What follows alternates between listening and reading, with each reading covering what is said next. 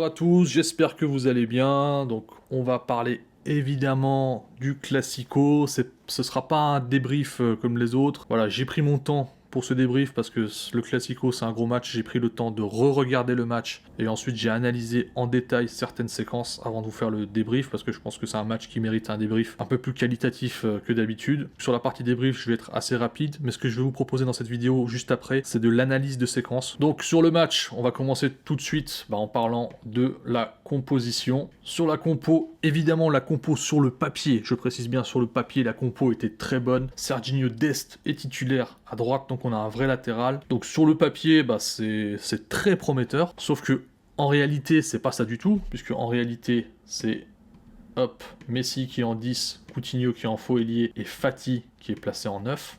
D'accord. Au final, Coman, il aligne à 11 avec 0 ailier. Et il choisit de mettre Fati en 9. Alors le choix de Fati en 9, ça je le comprends, et c'est un bon choix. Pourquoi ? Parce que Fati, c'est un joueur qui prend la profondeur, et en 4-2-3-1, t'es obligé d'avoir un joueur qui prend la profondeur. T'es obligé d'avoir ça. Donc le choix de Fati en 9, ça je le comprends, il n'y a aucun souci. Alors dans ce match, j'ai entendu dire qu'il y avait du positif, qu'il fallait pas tout jeter. Personnellement, après avoir revu le match, j'arrive pas à voir de positif dans ce match. Moi j'ai surtout vu beaucoup de négatifs. Tous les points faibles du Barça que j'ai pointés les dernières semaines, ils se sont révélés vraiment sur ce match-là. Déjà, d'une part, les problèmes de la défense centrale. Si vous vous souvenez, après Ferencváros, je vous avais dit que c'était pas possible, qu'il faisait n'importe quoi sur le placement et qu'à chaque match, soit il prenait un carton rouge, soit il faisait une faute bête et offrait des buts à l'adversaire. Ensuite, j'avais pointé aussi du doigt dans les autres matchs qu'à chaque fois qu'on est mené, à chaque fois qu'on a besoin d'aller marquer ou qu'il y a un match nul comme contre Séville où on a besoin d'aller chercher la victoire, en deuxième mi-temps, on n'arrive pas à se créer d'occasion, on n'arrive pas à construire du jeu. J'avais aussi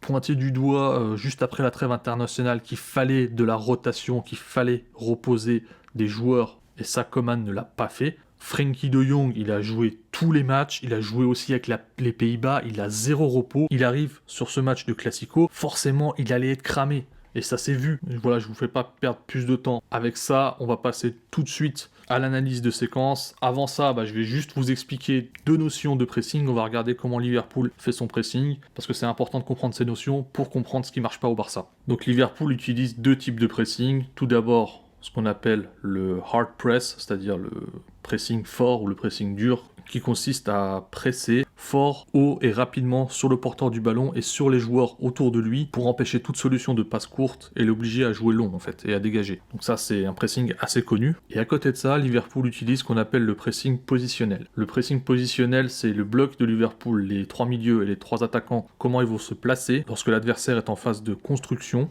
Ils vont se placer de façon à ce que l'adversaire soit obligé soit de jouer sur un côté, soit de jouer derrière sur le gardien, soit de jouer long. Et lorsque l'adversaire est poussé dans ses retranchements, c'est-à-dire que lorsqu'il est poussé à jouer sur son gardien ou lorsqu'il est poussé à jouer sur un côté, sur un latéral, c'est à ce moment-là que Liverpool va déclencher un hard press pour l'obliger à dégager.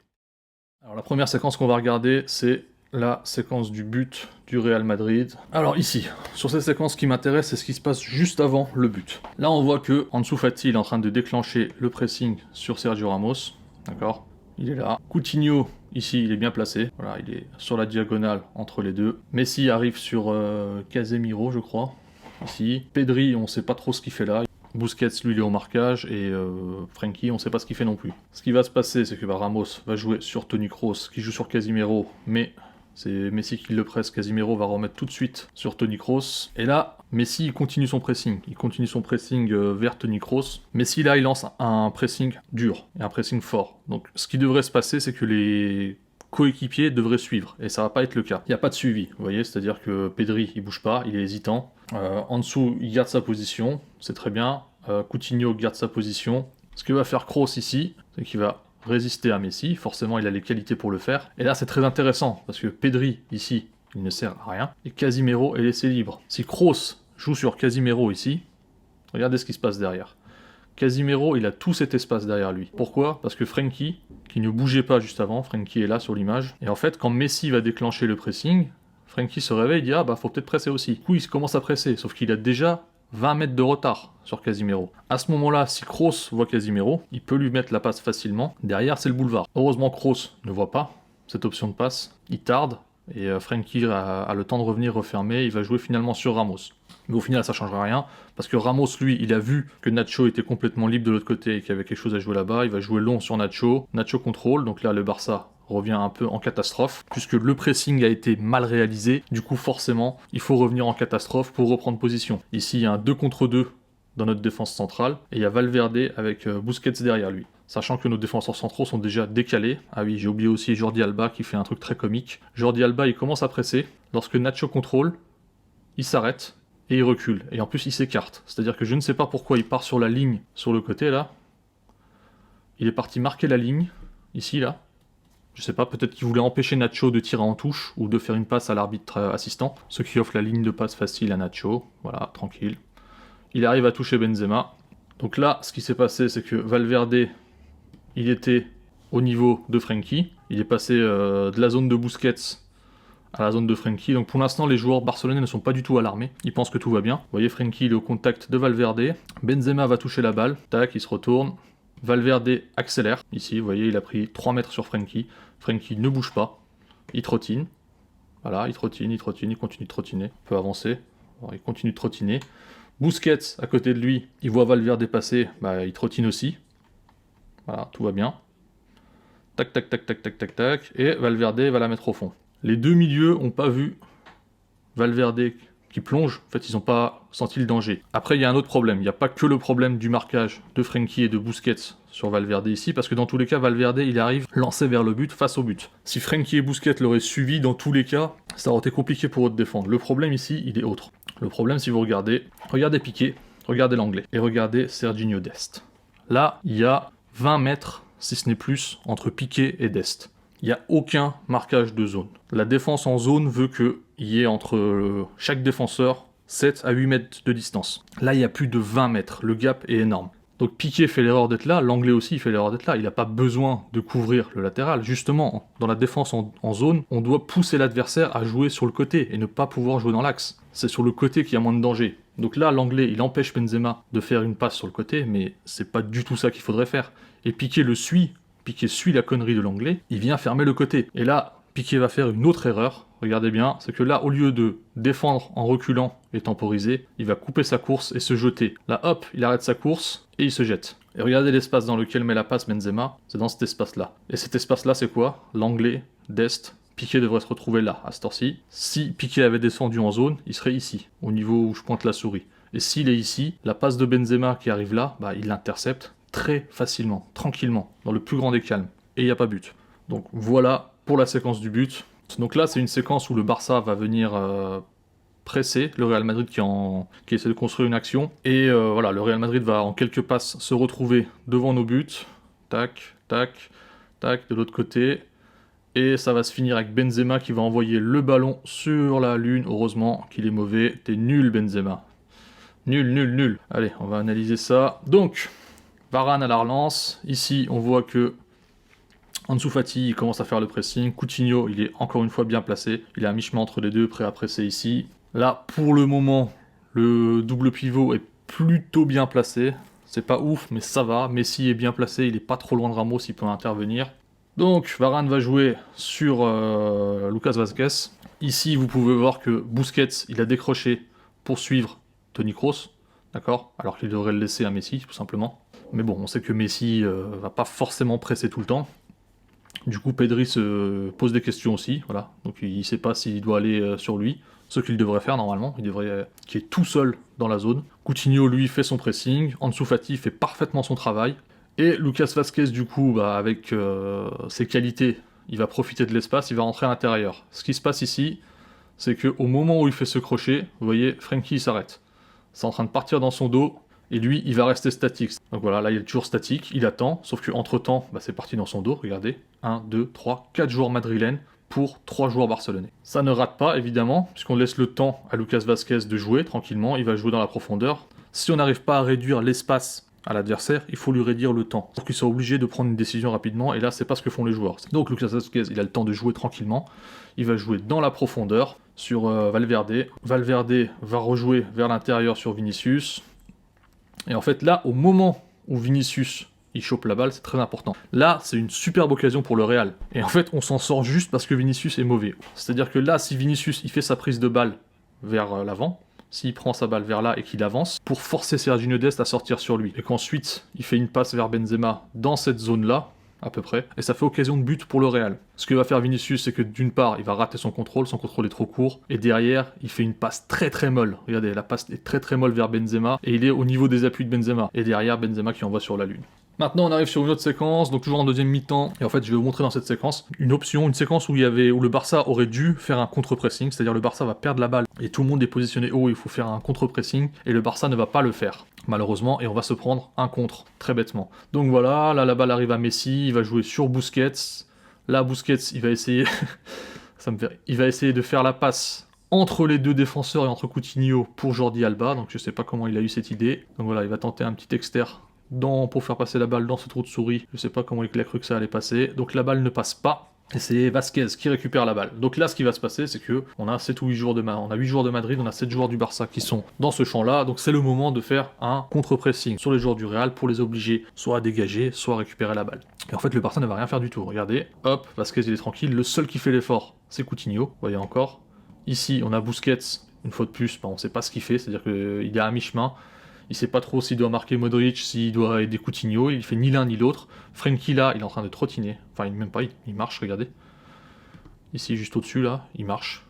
Ça l'intéresse pas spécialement. Donc voilà, Pedri aussi, il est là, il marche. Vasquez, il va réussir à faire la passe tranquillement vers Benzema. Voilà. Benzema, il voit pas évidemment Modric, il aime bien jouer en une touche, il la remet derrière à Casemiro. Casemiro, bah évidemment personne ne le presse, il a tout son temps. Regardez, Frenkie là, il est toujours en train de trottiner, il a pas vu que la contre-attaque était en train de se construire. Là, ça trottine, tranquillement. Voilà, ça trottine, ça trottine, ça trottine, ça trottine, ça trottine. Et en fait, à ce moment où Kroos touche la balle, regardez, il y a 3 contre 5, d'accord? Et c'est à ce moment-là seulement que Pedri s'est mis à démarrer et Frenkie commence sa course seulement maintenant. Et Frenkie, il a une trentaine de mètres de retard. 30 mètres de retard. Et là, encore une fois, heureusement pour le Barça que le Real joue mal ses coups. Kroos va il va se débarrasser du ballon pour moi. Voilà, il va balancer le ballon à Vinicius alors qu'il a du champ pour jouer. Il y a une supériorité numérique, il y a du champ. Il doit avancer avec la balle jusqu'à ce qu'il y ait un joueur qui décide de venir vers lui pour ensuite la donner. Donc là, il fait une passe inutile vers Vinicius. Et derrière, même s'il y a une énorme supériorité qu'il faut centrer dans cet espace-là, Vinicius, il va faire n'importe quoi. C'est parfaitement défendu par Dest. Hop là, et voilà, merci Vinicius, t'es nul, tu nous sauves la vie. Là, on va arriver maintenant sur une séquence en fin de match. Et en fait, dans cette séquence, le Real va tranquillement jouer, faire des passes. Vous voyez, tac, tac, tac. Et le Barça ne va pas réussir à presser, il les regarde jouer. Et ça va se finir avec une énorme occasion pour le Real Madrid. Allez, on va regarder ça tranquillement. On revient un peu en arrière, je vais essayer de faire vite quand même parce que la séquence est longue. Donc, Vinicius qui joue derrière, tranquillou, tac, ça touche Benzema. Là, pour l'instant, c'est n'importe quoi le pressing. Vous voyez que tout le monde essaie de presser en même temps. Et il n'y a aucune rigueur positionnelle. Après, on peut pas en vouloir à Coutinho parce que c'est pas du tout son poste. Vous voyez, là, Luka Modric est complètement seul dans l'axe. Tac, Benzema le voit pas. Ça joue tranquille derrière sur Casemiro. Varane va pouvoir jouer sur Modric qui est tout seul. Frenkie le suit ici. Et là, ce qui va se passer, c'est que Frenkie, il est au contact de Modric. Je rappelle que Modric, c'est le joueur le plus technique du Real Madrid sur le terrain à ce moment-là, donc le joueur le plus créatif, c'est Modric. Donc s'il y a un joueur à surveiller, c'est lui. Donc là, ça va jouer tranquillement vers l'avant. Tac. Là, vous voyez que Frenkie, il a laissé Modric. Heureusement pour lui, au lieu de lui remettre en une touche Rodrigo, il va rejouer derrière. Tac. Avec Varane. Ça va repartir de l'autre côté. Ramos, Casemiro. Et là, vous revoyez avec 3 passes. Là, une fois de plus, Frenkie, il est ici. Dans son dos, il y a un 3 contre 2, voire même un 4 contre 2. Il s'en rend pas compte. Casemiro, il devrait être pressé soit par Messi, par Griezmann ou même par Dembélé. Et c'est Frenkie qui va dessus. Donc ça prouve que tactiquement, il y a quand même d'énormes lacunes dans cette équipe. C'est-à-dire que même des trucs assez basiques, ils ne savent pas les faire et ils ne savent pas qui doit presser quel joueur, dans quelles conditions. Donc évidemment, Casemiro va jouer sur Benzema. Là, regardez l'énorme supériorité qui est créée. 3 joueurs contre 1 joueur qui est Jordi Alba, et en plus on a Luka Modric. Et là, une fois de plus, j'insiste là-dessus, c'est que Benzema va très mal jouer le coup. Là, il va la remettre en une touche derrière, parce que voilà, il se la pète, il s'est cru au City Stade. Benzema, c'est un joueur qui a des qualités de protection de balle. Là, s'il contrôle son ballon, il le protège avec Piqué qui sort sur lui, il a les qualités pour le faire. S'il fait ça et qu'il la met sur Modric, derrière, il y a énorme occasion. Donc heureusement pour le Barça, le Real exploite très mal ces occasions. Et ce genre de situation, Benzema la remet en une touche derrière, hop, ça continue. Donc c'est Varane qui chope la balle. Et là, Varane, vous voyez Modric avec sa main qui fait l'appel de balle, il réclame le ballon. Modric demande le ballon, tac, dans l'espace, personne n'est sur lui, regardez, toujours Frenkie, il y a 7-8 mètres entre Frenkie et lui, ça... Frenkie ne bouge pas. Et là, évidemment, Modric, il va se retourner, il va faire un amour de ballon. Regardez-moi cet extérieur du pied, c'est exceptionnel. Je vais la remontrer un tout petit peu plus doucement. Bim, un petit extérieur dans l'espace. Ça arrive donc sur Lucas Vazquez qui va... Ici, c'est pareil, hein. Vous regardez, il y a Benzema à l'entrée de la surface. Kroos qui fait l'appel, il est en train de faire un signe de la main en disant « mets-la moi ici ». La défense, pour le coup, pour une fois, ils sont bien placés. Vous voyez, ça, c'est une défense en zone, avec à peu près 7-8 mètres entre chaque joueur. Par contre, le milieu est en retard. Coutinho, il est en retard sur Kroos. Évidemment, Coutinho, il est cramé, hein. Il a couru tout le match, c'est même pas son poste. Coutinho est en retard, Frenkie est très en retard. Je sais pas qui est-ce qu'il est en train de marquer là, Frenkie. Je sais pas ce qu'il fait là, il est en train de marcher. Enfin, il marche pas, il trottine, excusez-moi. Il est en train de trottiner, et là, il y a 2 joueurs qui sont en position de marquer. Je rappelle que là, il y a 2-1. Donc là, la balle arrive sur Kroos, quasiment au point de pénalty. Ça, Kroos 2014, il la met au fond, hein, sans problème. Donc lui, il va tirer sur le gardien, heureusement pour nous. Et derrière, Neto va réaliser, boum, un autre arrêt. D'ailleurs, très bon match de Neto, il faut le souligner. Voilà pour cette séquence. Alors maintenant, dernière séquence, c'est un... Je vais vous montrer une séquence où le Real va faire un pressing, et où le Real réalise un bon pressing, en fait. Comme ça, on voit un exemple de bon pressing, et du coup, ce qui va se passer, comment ils vont récupérer la balle. Donc voilà, le Barça va essayer de sortir le ballon, le Real est en place, il presse, etc. La balle revient sur Piqué, on trouve pas de solution, il y a 0 solution, regardez ici, il y a personne entre les lignes, et Piqué va être obligé de jouer long, parce que le Real est parfaitement en place, et derrière, jeu long, bam, le Real récupère la balle, Sergio Ramos remet à Mendy, et voilà. Donc, et là ça va être intéressant, c'est qu'au moment où Piqué va faire la passe vers l'anglais, vous voyez Modric ici, qui va déclencher le pressing, hop, il monte fort et vite, il est frais, il vient de rentrer, même s'il a 35 ans ou 350 ans, et en faisant ce pressing rapide, vous voyez où est placé Modric, il est placé maintenant à mi-distance entre le central et le latéral, comme se placerait par exemple Mohamed Salah à Liverpool. Benzema, lui, il est à quelques mètres de Piqué, prêt à intervenir tranquillement. Je crois qu'ici c'est Toni Kroos qui est au marquage. Casemiro est au contact de Messi. Il y a très peu de solutions de passe. Et donc la balle va arriver à Frenkie et il saura pas quoi faire. Sauf que, il y a quand même un truc que je dois souligner dans cette séquence, c'est l'intelligence de Dembélé. Je suis le premier à taper sur Dembélé quand il faut. Sur cette séquence-là, il va faire quelque chose de très intelligent, donc il faut le souligner. C'est qu'il voit que ça galère à sortir, il voit qu'il y a un énorme espace ici, dans toute cette zone-là. Du coup, il décroche tranquillement, et il vient offrir la solution de passe à Frenkie, là. Donc Frenkie le voit, enfin je pense qu'il le voit. Donc là, il a toute l'ouverture, Frenkie il a toute l'ouverture pour pouvoir faire la passe à Dembélé. Parce que si vous regardez juste après, Dembélé il arrive là, il est assez loin de son défenseur, qui est Vazquez. Il avait largement le temps de recevoir la balle, se retourner tranquillement, et soit accélérer, soit jouer pour Jordi Alba dans l'espace. Donc il y avait vraiment quelque chose à jouer pour le Barça. Sauf que ici, Frenkie, étant donné qu'il ne peut pas jouer simple, il ne sait pas jouer en 2 touches de balle ou en 3 touches de balle, il est obligé de faire 250 touches et de se déhancher avant de faire une passe. Ce qu'il va faire, c'est qu'il va recevoir la balle. Au lieu de la donner en première intention, voilà, il va danser. Un pas de danse, 2 pas de danse, 3 pas de danse, et c'est trop tard. Hein. Voilà, l'option de passe est fermée ici. Benzema est intelligemment placé, il bloque l'option de passe vers l'anglais et il est prêt à bloquer la ligne de passe vers Piqué. Voilà, donc Frenkie ne peut pas faire la passe, il temporise, et il danse, et il danse, et il déhanche, et au final, il la remet à Piqué. On arrive sur une autre séquence maintenant, en deuxième mi-temps, que je vous ai mis de côté. Là, c'est pour montrer le manque de réactivité et le manque d'intelligence tactique de l'équipe. Allez, on regarde ça. Donc, tac, tac, regardez. Donc là, on a Ansu Fati qui fait son travail de pressing. Il y a une vingtaine de mètres entre Ansu Fati et Messi. Donc ici, Ansu Fati presse tout seul, Kroos, il est absolument tout seul. Ici, Frenkie, il n'est pas au contact de Kroos. Coutinho, il est aussi en retard. Le seul qui est au marquage de quelqu'un, c'est Pedri. Au lieu de jouer tranquillement là sur Sergio Ramos et ensuite jouer sur Varane, il va jouer derrière sur Thibaut Courtois. Et là, en fait, le temps que la balle arrive derrière, il faut que le bloc barcelonais monte. C'est-à-dire que là, c'est le moment de monter et de venir se placer ici, dans le camp adverse. Et vous voyez, il n'y a aucun joueur barcelonais. Il y a Coutinho qui arrive tranquillement, Messi marche. Derrière, Ramos, il va pouvoir relancer tranquillement. Kroos, il offre une solution. Messi, il marche, il n'a pas vu Kroos partir. Donc il va commencer à presser au moment où la passe est déclenchée, mais c'est déjà trop tard. Il y a de l'écart. Kroos va ensuite jouer tranquillement sur Varane, qui remet sur Ramos. Ramos, là, à ce moment-là, il va encore jouer sur Courtois. Donc là, c'est le moment où il faut déclencher un pressing de dingue et forcer Courtois à dégager fort et prendre position. Regardez où est notre milieu de terrain et notre défense est même pas sur l'écran. Et ce qui va se passer, c'est que on va même pas profiter de cette occasion pour monter.